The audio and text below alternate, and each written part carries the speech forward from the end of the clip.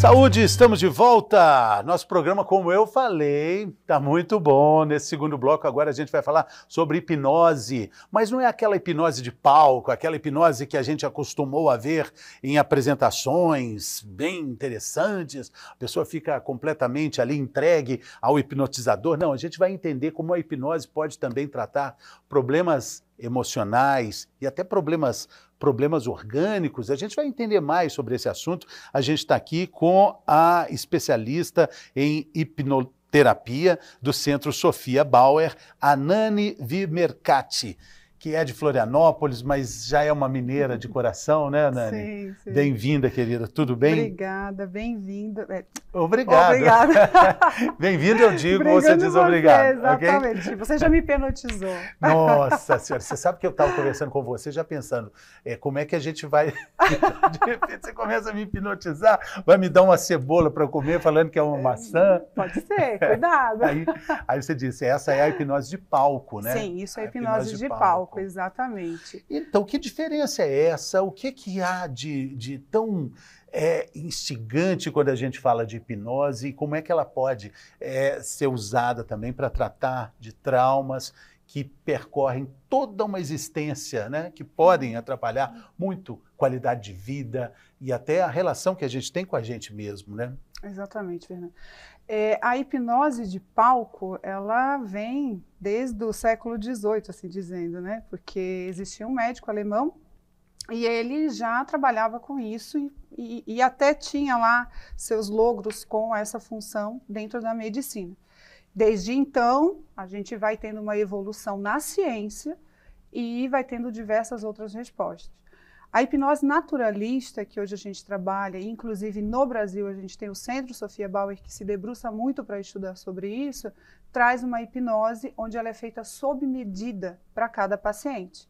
Então, ela traz o logro, ela traz a ajuda para trabalhar tanto com os traumas que já foram passados e até mesmo com problemas fisiológicos, que ensinam você a lidar. Ela não vai te curar de uma esquizofrenia, não vai te curar de uma doença autoimune, não é essa a questão. A questão é como você vai trabalhar com essa doença no teu corpo.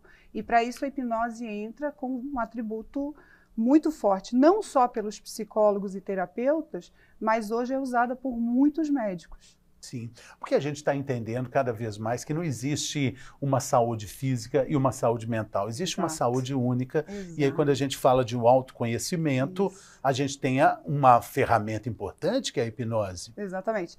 A saúde, quem trabalha ela de forma integrativa entre corpo e mente, único, alcança um sucesso muito maior com o seu tratamento. E a hipnose, ela vem justamente para atribuir sobre isso. Então, a hipnose, ela trabalha com consciente e com o inconsciente. O consciente é onde você tem a ciência dos teus atos. E o teu inconsciente é onde você tem, vamos dizer assim, um depósito das tuas emoções e das tuas memórias, das coisas que você aprendeu ao longo da vida. E a hipnose, ela faz o quê nesse caminho? Ela vai e faz uma trança desses dois lados. Ela tem como dissocializar os dois lados e trabalhar somente com o que você tem de informação de inconsciente, que é a tua sabedoria maior interior, daquela que você trabalha a teu favor, a tua cura, para o que você necessita trabalhar. Mas muitas vezes o paciente chega ali, ele não tem percepção exata até dos traumas que ele tem. Ele pode ter uma ideia. Imagino que numa conversa de consultório, isso precisa ser quase como uma escavação, né? Para a descoberta do que de fato incomoda e perturba uma existência. Isso mesmo, Fernando. Assim, as pessoas até acham, como você falou da cebola, comer e achar que ela é maçã, e acham que vão chegar na frente do hipnoterapeuta e vai descobrir todos os meus segredos e a gente vai profundo. Não é assim que funciona.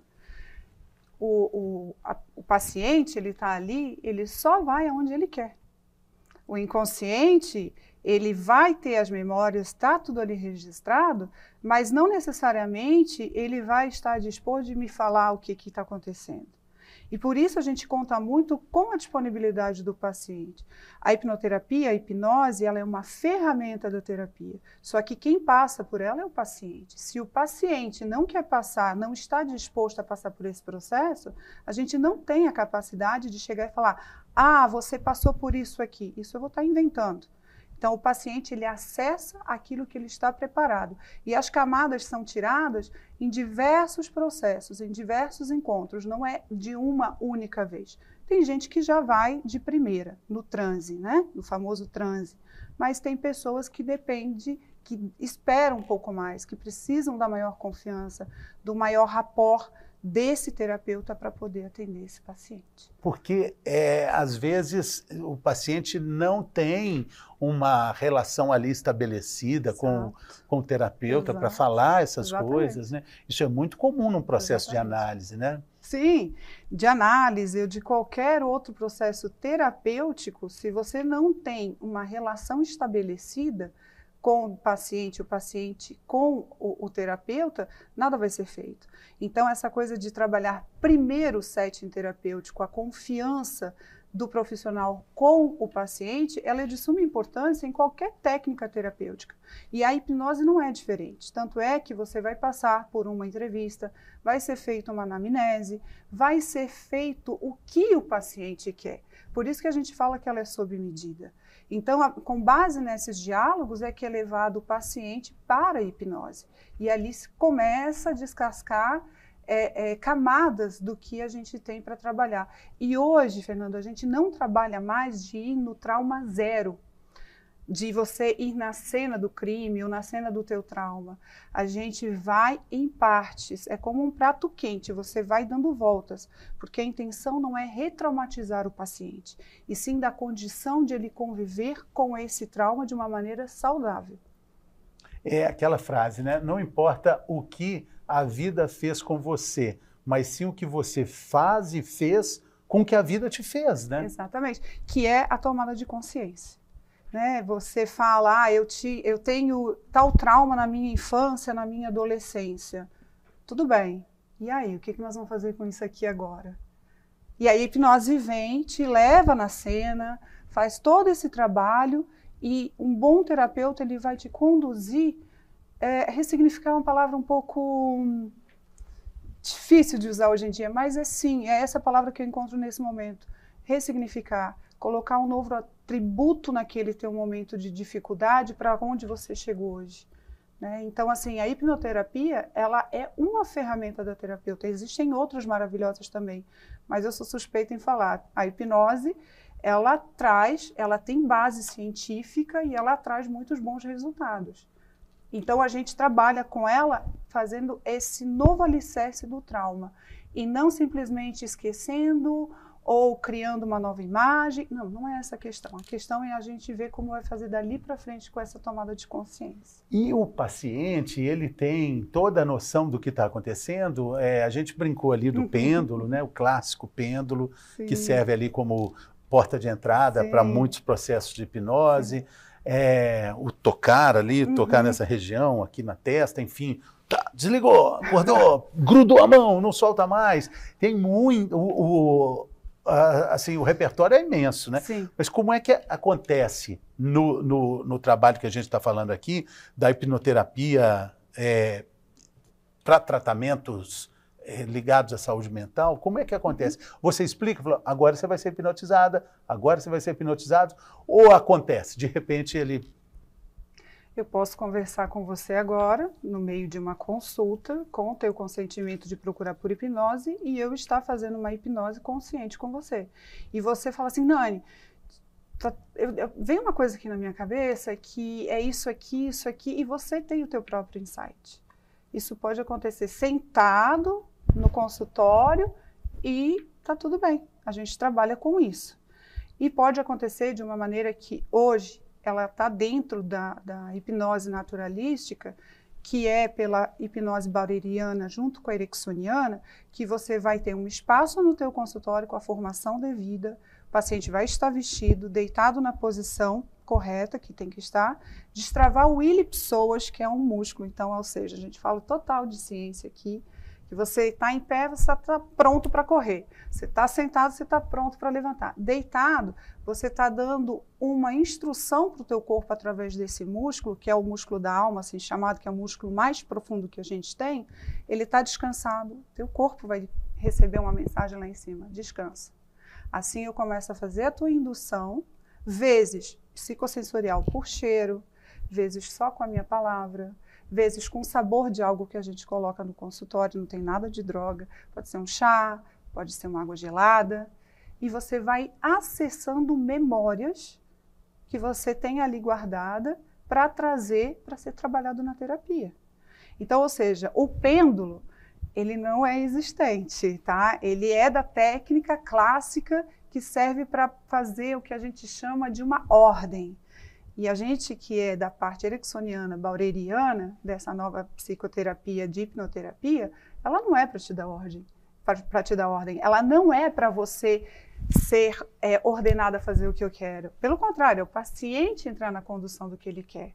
Então, o paciente, nós todos temos uma sabedoria interna que muitas vezes fala assim, mas eu não lembro. É porque você não tem que lembrar. Porque te protege. E isso deve ser respeitado. Hoje em dia a gente vê muita quebra, né? Tem que entrar, tem que vasculhar. Peraí, então a gente olhar um pouquinho mais em volta como esse prato quente, que a gente vai até chegar ao meio.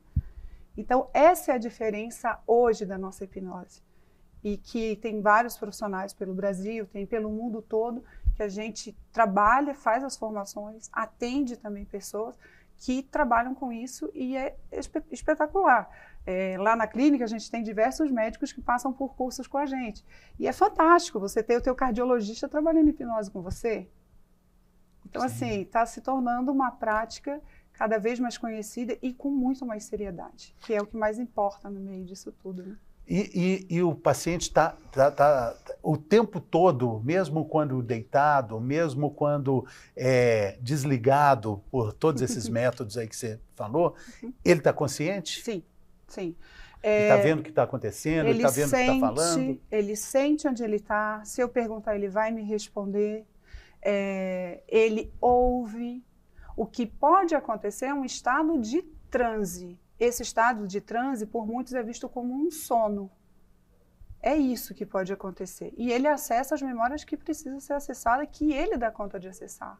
Não existe nada que a gente faça para ir em tal lugar ou fazer qualquer tipo de procedimento. Não, isso não existe, né? E ele tem consciência perfeita, Fernando. Ele tem plena consciência de onde ele está. Ele não é uma coisa que todo mundo fala, perde a consciência, dá o número da senha do banco, conta segredo. Isso não existe. Isso é mito, né? Tem plena consciência. E é com a consciência que a gente trabalha, com a consciência e com a inconsciência. Então, a gente não pode ficar falando que a hipnose desliga o paciente dessa forma. Sim, ela pode ser feita a comando imediato, que são para cirurgias, os dentistas usam também bastante, mas é um comando imediato e que logo acaba. No consultório, para tratamentos de trauma, a gente trabalha com relaxamento, vezes a pessoa entra em transe, sim. Vezes ela faz a hipnose sem estar em transe. Sim.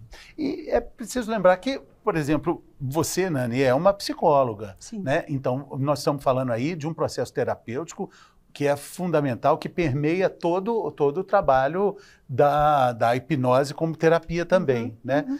Aquela expressão de que o corpo não fala, que quando você não fala, o corpo adoece, essa necessidade tão importante da gente valorizar o trabalho terapêutico, de coisas que a gente precisa falar, coisas que coisas que a gente está guardando, que a gente precisa soltar. A hipnose vai trabalhar com isso também, vai ajudar nesse processo?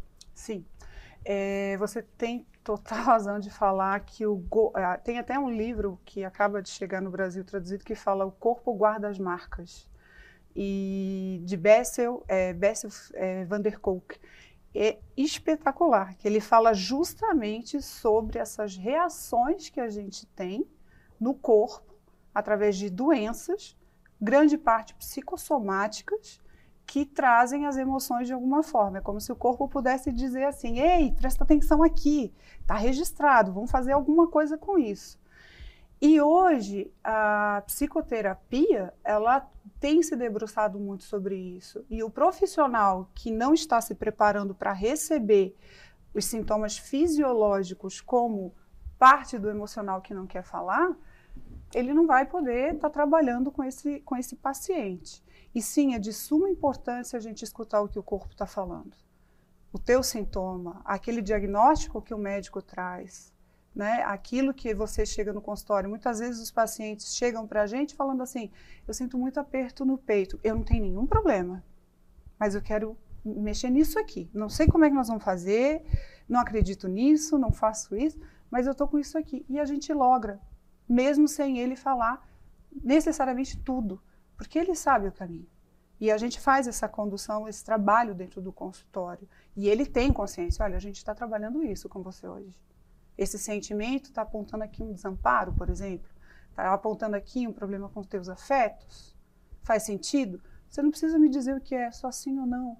Então, a gente tem como trabalhar, sim, os sintomas do corpo, também com a hipnose, e estar preparado para isso, né? O profissional está preparado para isso. A gente estava conversando aqui antes do programa, né? E a conversa muito boa. Vocês estão vendo como é que está boa a conversa? Imagina como estava antes também, né? E falando, por exemplo, da hipnose como auxiliar na questão da compulsão alimentar. Se a gente entende que a relação com a comida tem muito de emocional... Uhum. Bastante, bastante. Então, a gente pode usar a hipnose para emagrecer? Pode. Só que vamos ater a uma coisa, como a gente estava conversando aqui anteriormente. A hipnose para emagrecer, ela não deve ser usada, senta aqui, Fernando, eu vou te hipnotizar, você está comendo agora salada, ou isso, aquilo, você vai se planejar. Não, ela não vai ali. Muitas pessoas têm o peso porque elas precisam ter esse peso. O corpo nos defende, não é assim? A força do nosso corpo faz a gente andar, faz a gente trabalhar, faz a gente se defender. Então, muitas vezes a gente precisa ter este formato ou aquele em nossa defesa. Então, a primeira coisa que a gente faz com a hipnose é, vamos entender por que você está comendo tanto? Vamos olhar onde é que isso começou? Qual é a comidinha emocional que você começa a trazer esse gatilho? Qual foi o momento que você estava triste ou da briga de alguém lá atrás? E a gente vai. Que você começou a comer como um acalento? Então, veja bem, a gente não vai em tirar, em extirpar. O próprio paciente tomando consciência, acolhendo esse sentimento dentro da hipnose, ele vai conseguir trazer recursos para não ter a necessidade da compulsão alimentar. Porque a compulsão alimentar, ela tem diversos fatores. O fator emocional ele é muito prepotente diante das situações. E a gente tem visto isso com muita força. Por exemplo, quem tem compulsão alimentar das 5 às 7 da noite tem mais. Por quê? Entardecer. Mamíferos precisam se acolher, aconchegar. Então a gente tem toda uma outra parte orgânica que a gente trabalha junto. A hipnose ela tem uma formação muito sedimentada junto com a ciência. Então, a gente não vai direto, olha, você tem que perder tanto peso, vamos fazer um número, vamos ver o número que você quer perder. Isso não existe. A gente precisa ver a causa, aceitar, acolher, ver como damos conta de resolver isso, para depois pensar como vamos fazer para emagrecer. Interessante também quando a gente fala sobre o câncer, existe uma relação muito direta, e os oncologistas nem gostam muito de falar sobre mágoa, tristeza e câncer. Mas muita gente fala muito sobre isso, né? Sim, a gente sabe que o genótipo está aí, a neurociência explica muito bem sobre esses fenômenos que acontecem, né? E sim, a gente tem cânceres que são desenvolvidos após um trauma. Então, por exemplo, a pessoa perdeu um filho, na sequência ela pode desenvolver um câncer, e esse câncer não estava relacionado a nada genético da família. Então, a gente atribui ela a uma situação emocional. A gente tem pesquisas fabulosas que o meio faz o teu desenvolver. A tua genética pode ser modificada com esse meio, fazer o genótipo, né? Então, quando a gente trabalha a hipnoterapia, a gente trabalha isso, uma reconciliação das tuas emoções para que elas possam mandar uma informação para as tuas células e fazer delas uma nova forma, confabular de uma nova maneira, sem proliferar de forma errônea, e sim de uma forma ordenada. Então, a hipnose pode também auxiliar no processo de autoconhecimento, de uma autoinvestigação?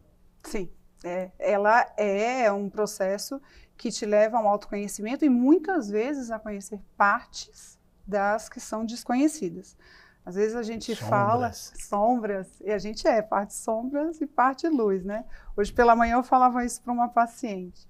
Depois de um exercício de hipnose, ela falou, olha só, o que aconteceu? Eu falei, aconteceu que a gente vai abraçar isso agora. Você teve essa imagem, e essa imagem deflagra um sentimento. Vamos deixar ele vir, porque ele está sendo tamponado. Então, é um autoconhecimento. A hipnose te faz ter esse autoconhecimento. Ela é uma diferença porque ela tem acessos mais ágeis. A hipnoterapia tem uma parte mais ágil dentro da psicoterapia. Então, ela é uma ferramenta de agilidade. A gente tem aqui, Nani, um quadro que se chama Mitos e Verdades. E aí eu te falo uma frase e você me diz, olha, isso com hipnose é mito, ou isso aqui é verdade. Ok. Beleza? Beleza, então vamos lá.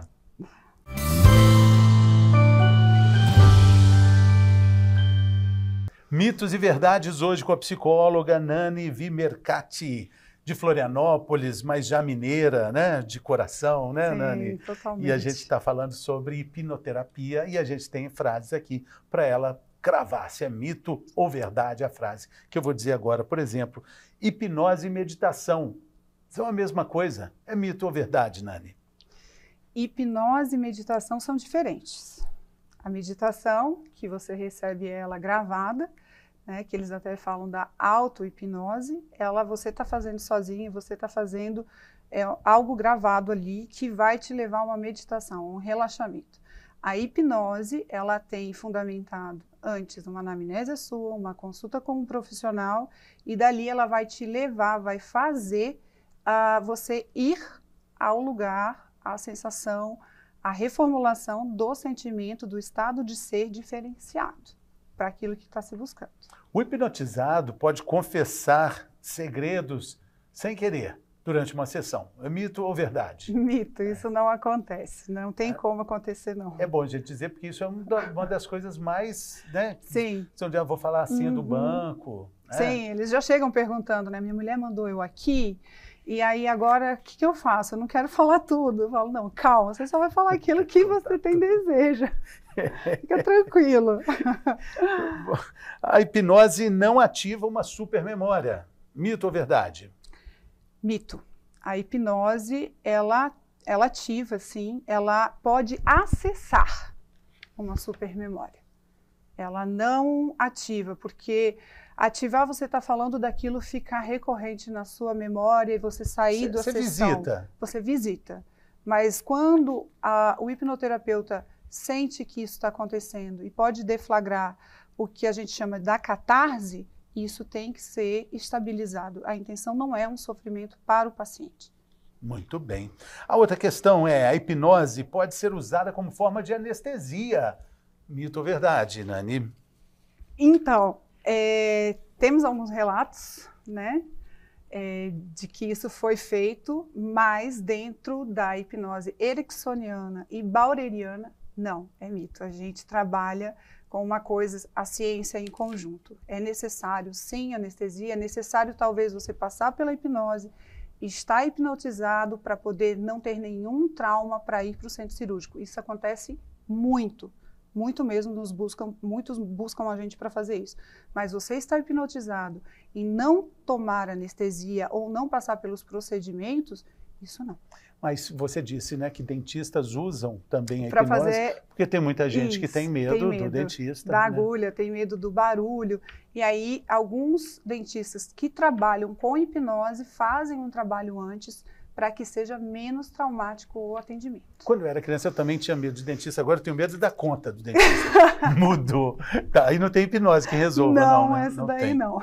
E a última, hipnoterapia é a mesma coisa que hipnose de palco. A gente falou sobre isso aqui, mito ou verdade? Não, a hipnoterapia é muito diferente de hipnose de palco. Conforme a gente conversava aqui no início, a hipnose de palco ela é um comando. Ela é uma hierarquia. Eu mando, você obedece. E a hipnoterapia, ela tem a intenção e ela faz o trabalho de cura. Ela faz um trabalho terapêutico. Então, por exemplo, tem gente que já fala, são quantas hipnoses para eu poder estar curado, ou isso, aquilo. Pode ser 1, 20, 30, isso não... Para cada pessoa é diferente. De palco traz a promessa momentânea, e é o que não ocorre. Ela é boa só para quem está hipnotizando, só para para o comando. Na verdade, tem gente que procura isso para se testar, né? É diferente de procurar para curar, para trabalhar. Sim. Então, são duas coisas diferentes. Nani, muito obrigado pela sua participação. Sucesso aí no trabalho. Obrigada. Grande abraço à Sofia Bauer. Quando você fala método baueriano, é relativo à Sofia Bauer? Sim, a doutora Sofia Bauer, que é aqui de Minas, né, uma brasileira, está já transcorrendo esse trabalho baueriano, que é a hipnose feita em uma nova postura, com o corpo, toda a parte bem cientificamente fundamentada, traz essa questão do psicossensorial durante a hipnose. Então, assim, é um diferencial muito grande para não cair naquele trabalho onde muita gente não se sente nem dentro da hipnose. Então, a Sofia está trazendo essa nova formação aí para o Brasil e para o mundo, e é um prazer estar trabalhando lá com ela e estar trabalhando já com esse método também. Como é que as pessoas te acham? É pelo Instagram da clínica? Da clínica Sofia também, Bauer. Isso, da Sofia Bauer ou Nani Vimercati. Nani Vimercati esteve aqui conosco. Muito obrigado. Obrigada, valeu. Fernando. Muito obrigado também pela sua companhia. Olha nosso WhatsApp aí para você mandar suas sugestões de pauta, seus comentários, 997915990. Até a próxima. Saúde!